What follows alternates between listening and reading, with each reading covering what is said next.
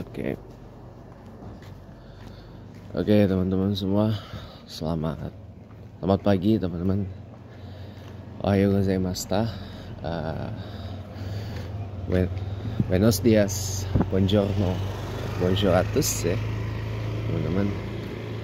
Bom dia kalau bahasa Portugal ya. Nah, hari ini hari Selasa 10 Juni 2025 atau 15 atau 14 Zulhijjah 1446 Hijriah. Nah, jadi hari ini kalau teman-teman mau puasa Ayyamul Bid sampai tanggal 16 Zulhijjah atau hari Kamis ya, tanggal 12 Juni 2025 itu udah boleh teman-teman. Karena sudah bukan hari tasyrik lagi kan. Nah, teman-teman semuanya, kita berbiasa aja ya teman-teman. Kalau teman-teman nanya nih, misalkan teman-teman ikut saya sholat subuh di Masjid Al-Karim Buimintar Permai, Sangkaran Jakarta Selatan, atau sholat subuh di masjid lain, itu orang-orang masih pada duduk lagi gitu setelah doa sama-sama tadi. Itu orang-orangnya ngapain, Pak? Kalau ada pertanyaan seperti itu ke saya, biasanya dilanjut dengan zikir pagi. Kan ada tuh amalannya, zikir pagi petang. Itu biasanya diterusin dengan zikir pagi teman-teman. Zikir pagi, doa pagi, terus nanti sampai menjelang waktu syuruk. Waktu syuruk tuh artinya terbit matahari teman-teman. Waktu syuruk tuh waktu terbit matahari. Jadi terus dilanjutin dengan zikir pagi dan doa pagi. Nah, biasanya kalau mau kayak begitu, paling afdol atau paling ahsan itu ditutup dengan sholat sunnah isyraq. Apa itu sholat sunnah isyraq? Sholat sunnah ba'diyah subuh. Kalau sholat qoblus subuh kan namanya sholat fajar, sholat sunnah fajar. Tapi kalau sholat sunnah ba'diyah subuh namanya sholat sunnah isyraq. Tapi tidak langsung dilakukan pada saat kita setelah sholat subuh. Enggak, takutnya nanti malah nyembah matahari gitu. Jadi makanya diberikan jeda dengan zikir dan doa itu sampai nanti tiba waktu syuruk, waktu terbit matahari. Nah, begitu waktu syuruk sudah masuk, kita jangan langsung sholat dulu, tapi kita lakukan, tapi diberikan jeda 10 menit.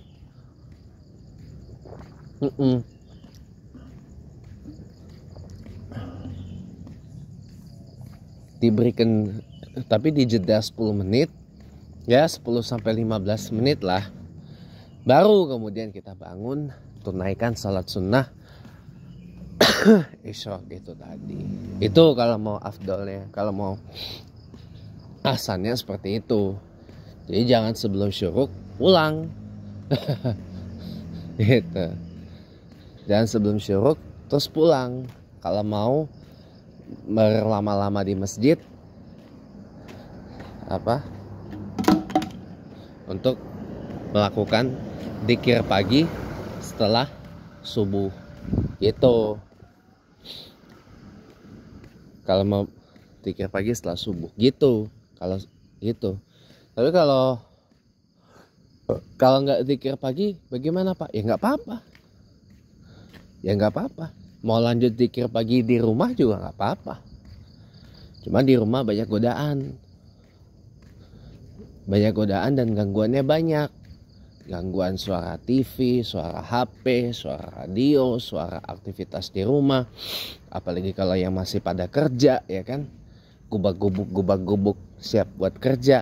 Kembali saya berikan sedikit ijazah, sedikit tips ya. Buat yang masih kerja ya, atau yang pergi ke tempat berwirausahanya, kalau biar bisa sholat sholat subuh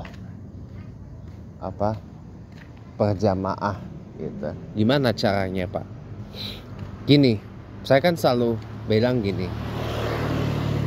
mandi sebelum subuh, mandi sebelum azan sholat subuh, maksudnya sebelum azan sholat subuh tuh mandi ya, mandi.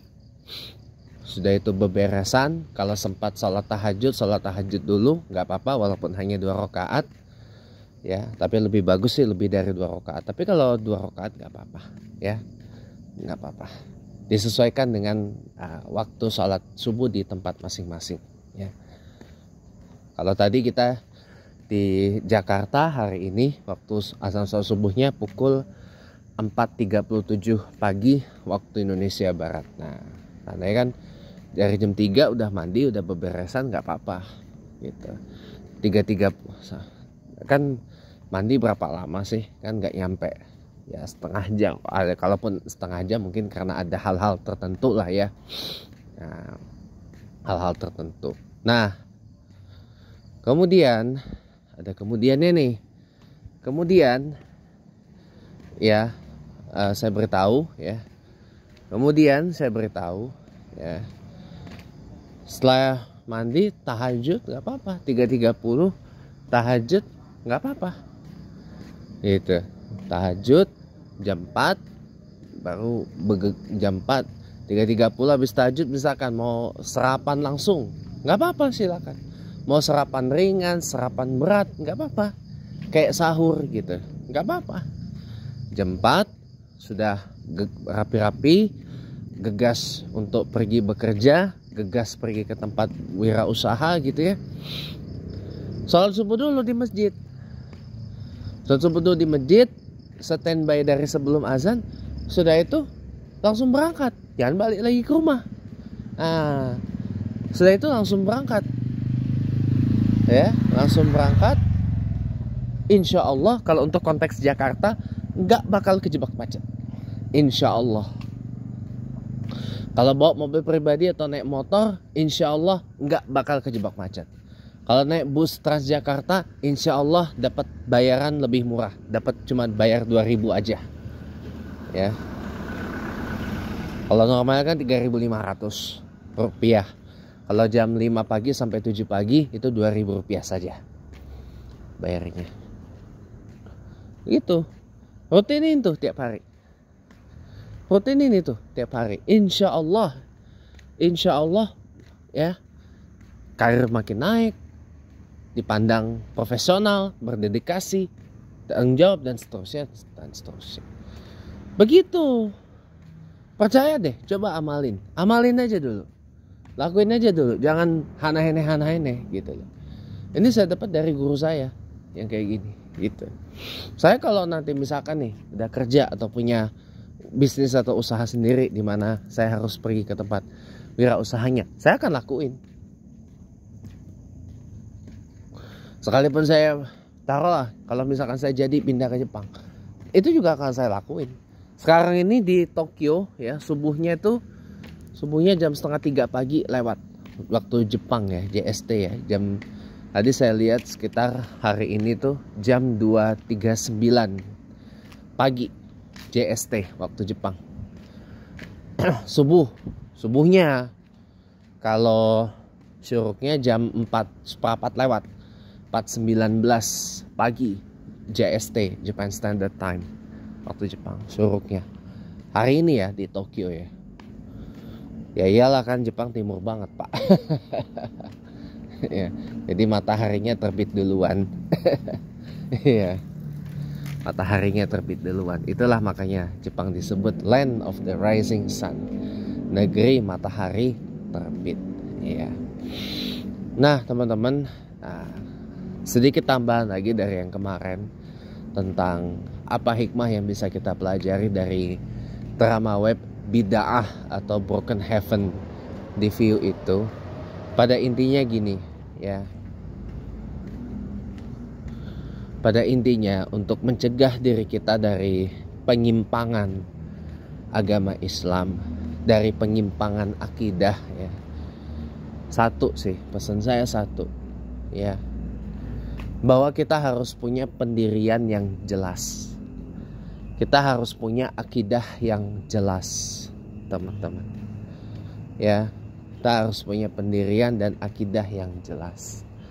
Contoh saya, kenapa saya konsisten dengan Nahdlatul Ulama, walaupun Nahdlatul Ulama sekarang lagi dihujat-hujat, dicaci maki, di apa segala macam, tapi tetap saya bangga jadi warga Nahdlatul Ulama. Kenapa? Ya karena Nahdlatul Ulama itu pendiriannya jelas, mazhabnya jelas, mazhabnya Syafi'i, akidahnya jelas, Asy'ariyah wal Maturidiyah, gitu. Dan Nahdlatul Ulama sangat menekankan pentingnya berilmu, pengetahuan, di samping beriman dan bertakwa. Berpendirian, Nahdlatul Ulama ya mengajarkan untuk apa? Berpendirian, berteguh pendirian, ya. Kalau begitu mah insya Allah mudah-mudahan kita nggak bakal terjebak dalam upaya-upaya penyimpangan akidah yang dilakukan oleh oknum-oknum yang mengatasnamakan agama Islam, seperti yang di dalam drama web Bid'ah itu contoh kasusnya. Walaupun itu cerita bohongan, tapi kan itu real, menyangkut kisah nyata yang terjadi di beberapa kasus, gitu. Dan pesan saya sekali lagi satu, teman-teman, cari guru, ulama, kiai, asatiz wal asatizah, bunyai, ya, yang sanad keilmuannya jelas, teman-teman, dan yang bisa mengajar kita untuk memahami agama Allah ini secara utuh, tidak separuh-separuh, apalagi sebagian, sepotong-sepotong, apalagi mengajarkan untuk mengamalkan agama Allah ini, kalau dalam bahasa Jawanya itu sakarepe dewe, gitu. Maksudnya gimana tuh Pak? Ya maksudnya adalah mengamalkan agama Islam itu seenak sendiri. Ya pokoknya yang enak diambil, yang gak enak gak diambil. Itu kan custom namanya. Ajaran custom, sama kayak ajaran sebelah, gitu kan. Namanya ajaran custom. Nah Islam tuh bukan ajaran custom. Bukan ajaran yang bisa dimodif-modif gitu loh. Gitu. Nah, gitu teman-teman. Jadi Islam itu bukan ajaran agama yang bisa di custom. Enggak, teman-teman. Kita diperintah sama Allah udkhulu fis-silmi kafah. Lengkapnya ya ayyuhallazina amanu udkhulu fis-silmi kafah. Bahwa kita harus beragama Islam, menganut agama Islam ini tuh secara utuh, secara kafah itu bisa kita artikan utuh, satu. Yang kedua menyeluruh. Yang ketiga sungguh-sungguh. Yang keempat setulus hati. Yang kelima maksimal. Bahwa kita dalam beragama Islam ini harus maksimal, gak boleh separuh-separuh, gak boleh setengah-setengah, dan harus utuh. Gak boleh setengah-setengah, gak boleh bercampur-campur, dengan terutama praktek bid'ah dolalah. Itu gak boleh teman-teman. Bahwa dalam bid'ah, ya dalam keseharian ini mayoritas dari aktivitas kita ya memang bid'ah, tapi bid'ahnya bid'ah hasanah. Selawatan